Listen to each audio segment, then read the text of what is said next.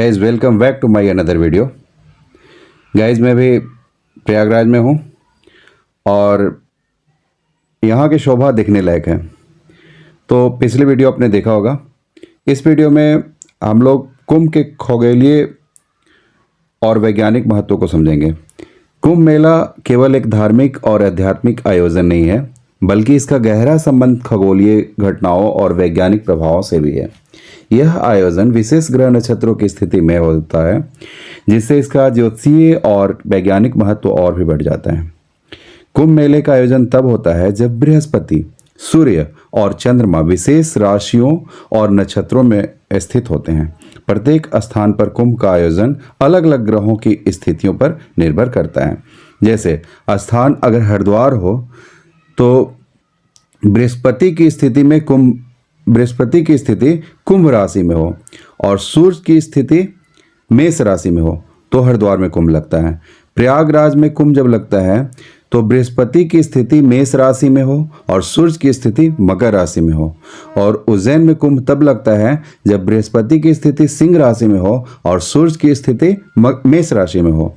और नासिक में कुंभ तब लगता है कि जब बृहस्पति की स्थिति सिंह राशि में हो और सूर्य की स्थिति कर्क राशि में हो। तो जब एक ग्रह अपने निश्चित स्थानों पर आते हैं तब उस स्थान का जल विशेष ऊर्जा से भर जाता है, जिससे कुंभ स्नान का महत्व बढ़ जाता है। अब गाइस, समुद्र मंथन की कथा के अनुसार जब देवताओं और असुरों ने समुद्र मंथन किया तो उसमें से जो अमृत कलश निकला, इसे लेकर देवताओं और असुरों के बीच 12 दिनों मतलब स्वर्गीय गणना के अनुसार 12 मानव वर्ष मतलब एक ह्यूमन की जो लाइफ होती है ना, वो एक दिन के बराबर, तो 12 मानव वर्ष तक संघर्ष हुआ था। इस दौरान 4 स्थानों पर अमृत की बूंदें गिरी थी, जैसे हरिद्वार, प्रयागराज, उज्जैन और नासिक। तो वैज्ञानिक दृष्टि से यह कथा दर्शाती है कि ग्रहों की विशेष स्थिति के कारण इन स्थानों का जल विशेष ऊर्जा और जैविक प्रभावों से भर जाता है, जिससे इन स्थानों पर स्नान से स्वास्थ्य लाभ होता है। जैसे कुंभ और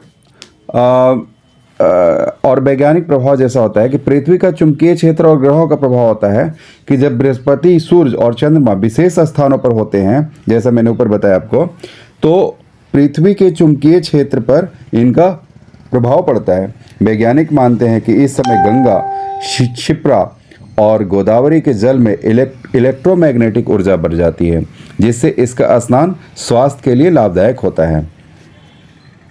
जल का भी महत्व है। जब ग्रहों की स्थिति विशेष होती है तो सूर्य और चंद्रमा की किरणें जल पर विशेष प्रभाव डालती है।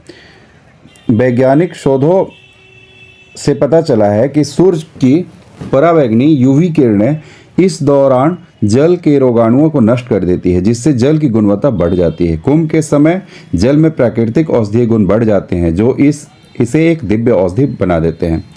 वैज्ञानिक शोधों से पता चला है कि कुंभ के दौरान स्नान करने से शरीर की रोग प्रतिरोधक क्षमता, इम्यूनिटी बढ़ जाती है। नदियों में स्नान करने से ब्लड सर्कुलेशन बेहतर होता है और शरीर डिटॉक्सिफाई, विषैले तत्व बाहर निकलते हैं होता है।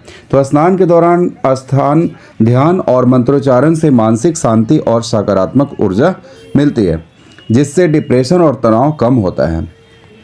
कुंभ का जैविक और पर्यावरणीय प्रभाव भी है। जैसे नदी जल का जैविक उत्थान, वैज्ञानिकों ने अध्ययन में पाया है कि कुंभ के दौरान नदी के जल में औषधीय वनस्पतियों, जड़ी बूटियों और संतों द्वारा किए गए हवन से उत्पन्न पदार्थों का मिश्रण हो जाता है, जिससे जल की गुणवत्ता बहुत बढ़ जाती है। कुंभ के दौरान किए जाने वाले यज्ञ और हवन से वातावरण में नेगेटिव आयन मतलब नेगेटिविटी आयन बढ़ जाते हैं, जो मानसिक और शारीरिक स्वास्थ्य के लिए लाभदायक होता है।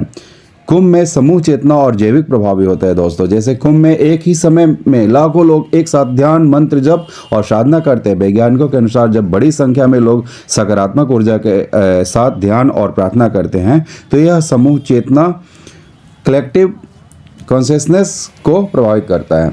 इससे वातावरण में पॉजिटिव वाइब्रेशन उत्पन्न होती है, जो संपूर्ण मानव जाति के लिए लाभकारी होती है। कुंभ और खगोलीय विज्ञान के अनुसार प्राचीन भारतीय ज्योतिष और खगोल विज्ञान में कुंभ की गणना अत्यंत महत्वपूर्ण रही है। महर्षि अगस्त और वराह मिहिर जैसे विद्वानों ने भी कुंभ के खगोलीय महत्व की पहचान किया है दोस्तों। गाइज मिलते हैं फिर अगले वीडियो में, तब तक के बने रहें हमारे इस ब्लॉग में और आप देखते रहें कुंभ का महत्व और कुंभ की जानकारी। और अच्छा लगे तो शेयर, लाइक और सब्सक्राइब करें यदि आप नए हो तो मिलते हैं guys. Take care, bye bye, स्वस्थ रहें, खुश रहें। Thank you.